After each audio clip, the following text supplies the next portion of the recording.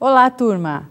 Hoje em nossa aula nós vamos abordar os fundamentos da ciência econômica. Para iniciar a nossa aula, vamos ver a definição da palavra economia.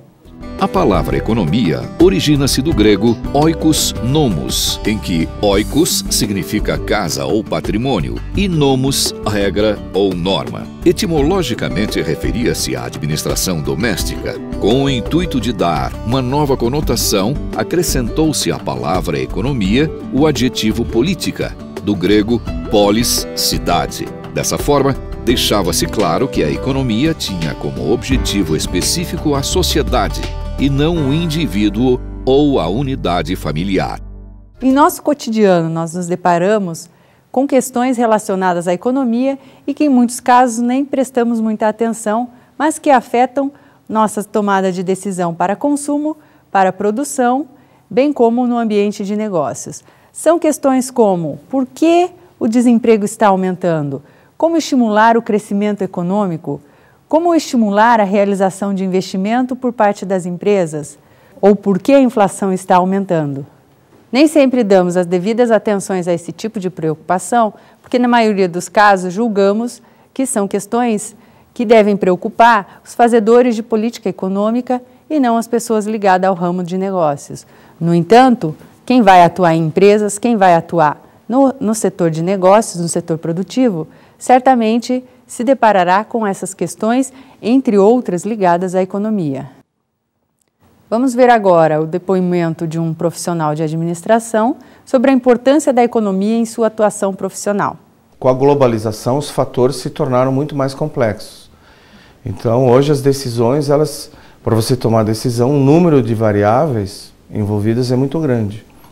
Envolve a política econômica do próprio país, né? A nível macro, a questão dos juros, a questão da inflação, a questão do crescimento, da recessão, a questão da globalização, o que está acontecendo no mercado mundial, que possa afetar o teu ramo de atividade.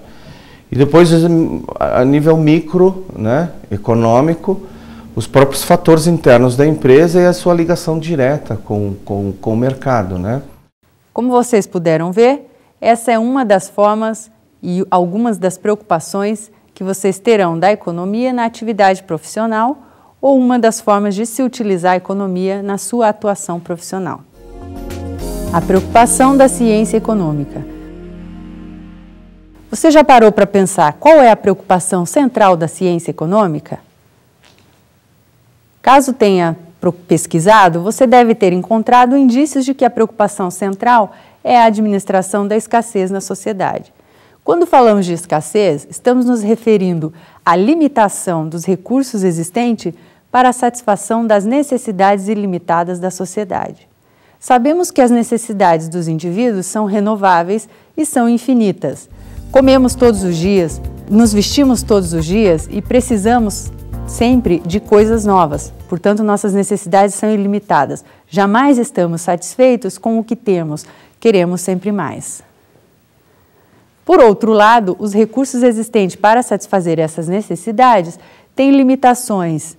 Por exemplo, sabemos que a terra é limitada, a quantidade de pessoas existente para trabalhar na sociedade é limitada. Por outro lado, o tempo para se realizar as atividades produtivas também é limitado. Diante da escassez de recursos e a infinitude de necessidades a serem satisfeitas, precisamos realizar escolha, que implicam em custos de oportunidade. Vamos ver o conceito de custo de oportunidade. Custo de oportunidade ocorre quando você abre mão de algo para obter outra coisa. Por exemplo, ao escolher produzir alimentos, uma sociedade pode, como custo de oportunidade, ter que deixar de produzir vestuário. É importante observar que o custo de oportunidade não é apenas monetário. Ele envolve, por exemplo, o tempo. Nós podemos aplicar o conceito de custo de oportunidade em sua vida acadêmica. O custo de oportunidade de você frequentar uma faculdade é o tempo que você deixa de trabalhar ou se divertir para estar na aula. Ou o tempo que você deixa de trabalhar e se divertir para realizar os trabalhos nos finais de semana. Portanto, seu custo de oportunidade de frequentar as aulas é deixar de se divertir. O método de estudo da ciência econômica. Para entender melhor as preocupações da ciência econômica, nós precisamos compreender os métodos de estudo dessa ciência. Antes de mais nada, vamos definir o que é a ciência econômica. Ela é uma ciência social que utiliza um instrumental matemático e estatístico para desenvolver as suas teorias. Portanto, nós a denominamos como ciência social aplicada. Ela faz parte do ramo das ciências sociais. Vamos ver a definição de ciência social. Ciência social é o conjunto de matérias que estudam o homem em relação ao seu meio físico, cultural e social. Enquanto ciência, a economia precisa desenvolver teorias e comprovar a eficácia dessas teorias para os problemas em que está analisando. Assim como a física, a biologia e a medicina, a economia precisa realizar testes.